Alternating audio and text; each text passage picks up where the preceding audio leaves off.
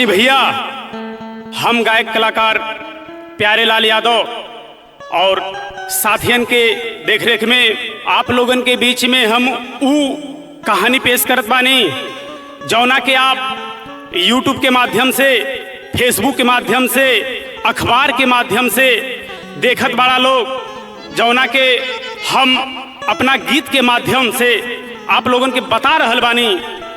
आई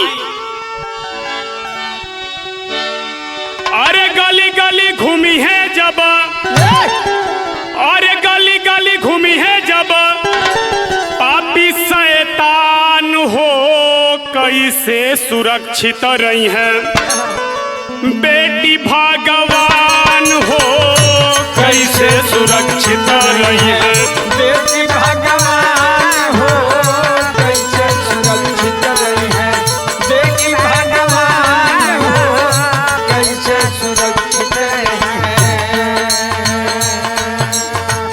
गाली गाली घूमी है जब, पापी शैतान हो कैसे सुरक्षित रही है बेटी भगवान हो, कैसे सुरक्षित रही है बेटी भगवान हो, कैसे सुरक्षित रही है बेटी भगवान हो, कैसे सुरक्षित रही है। देखिए भैया, हाल ही में आप लोगन के भी ताजा ताजा घटना सुने के मिलल बा, जौना घटना के बंगाल के बतावल गइल बा।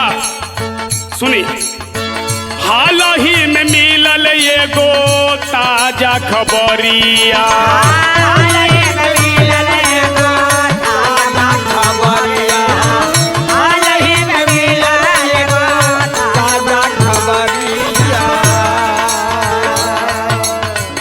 डॉक्टर ममिता घर कोलकाता शहरिया,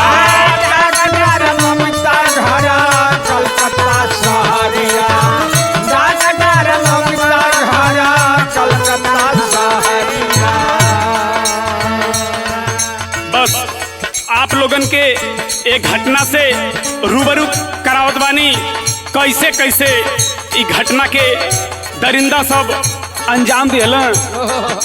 सुनी, हाल ही में मिलल एगो ताजा खबरिया, डॉक्टर ममिता घर कोलकाता नगरिया, बिकला पढ़ाई घर में, बिकला पढ़ाई घर में, घर के समान हो कैसे सुरक्षित रही है बेटी भगवान हो, कैसे सुरक्षित रही है बेटी भगवान हो, कैसे सुरक्षित रही है बेटी भगवान हो, कैसे सुरक्षित रही है। बाबू हो, एक गरीब घर की लड़की जब उनके अंदर हौसला होता है तो पढ़ने के लिए चल देती हैं, पर हमारे भारत में घूम रहे सब दरिंदे हमारी बहन बेटियों के आबरू को नहीं छोड़ रहे हैं। होता क्या है,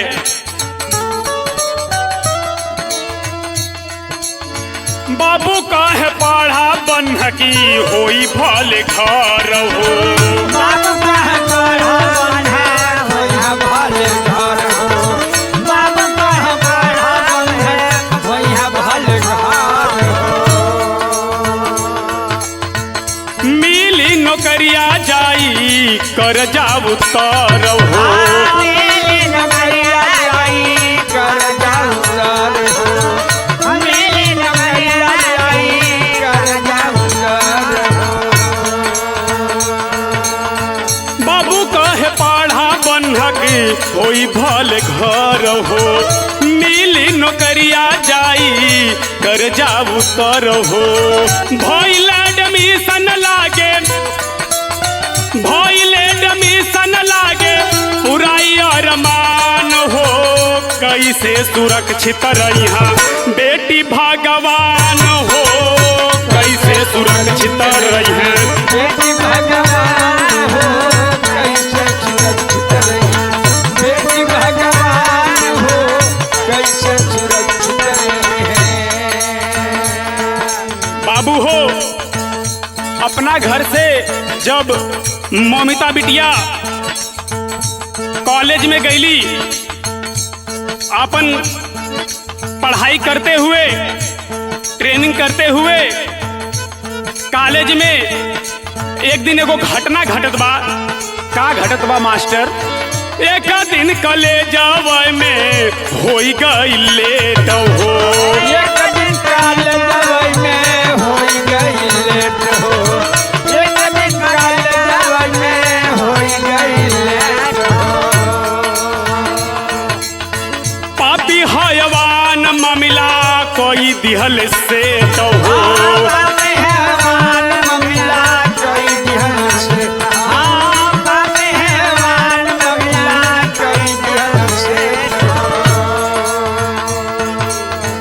एक दिन कॉलेजवा में होई गईल लेट हो, पापी हयवान मामला कोई दिहल से तो हो।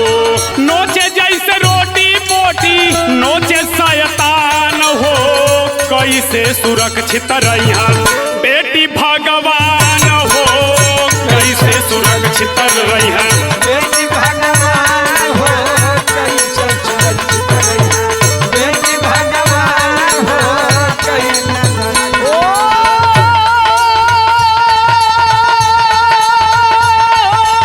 बाबा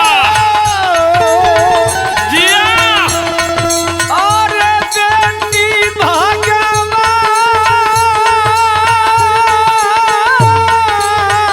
हो, ये रे बेटी भगवान हो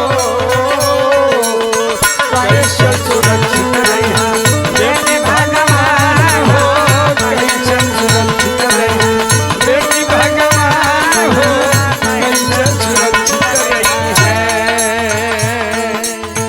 आखिरी लाइन में का कहल बा, कैसे कहल गईल बा? मिलत खबरिया गिरे झर झर यासिया, मिलला खबरिया मेरे झर झर हंसिया, मिलला खबरिया मेरे झर झर हंसिया।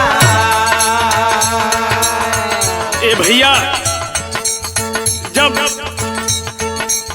ओह लड़की के घर वालन के जब पता चलल तो उनके कलेजा के तुरंत तार तार हो गई। अब भइल का?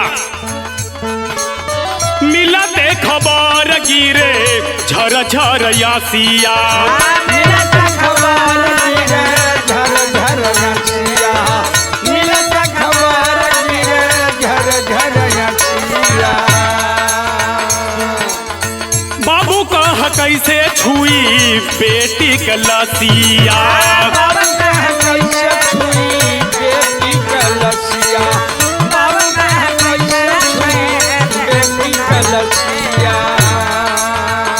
ए भैया, जौना माई बाबू के बेटी के ये हालत में देखे के मिली, उ कैसे जी पई है? ये भैया, हम ये सरकार से इहे कहिला कि इनके जल्द से जल्द फांसी दे दिया जाए। हमारे भारत की बेटियां तब तक सुरक्षित नहीं रहेंगी जब तक इनको तत्काल सजा न मिल जाए।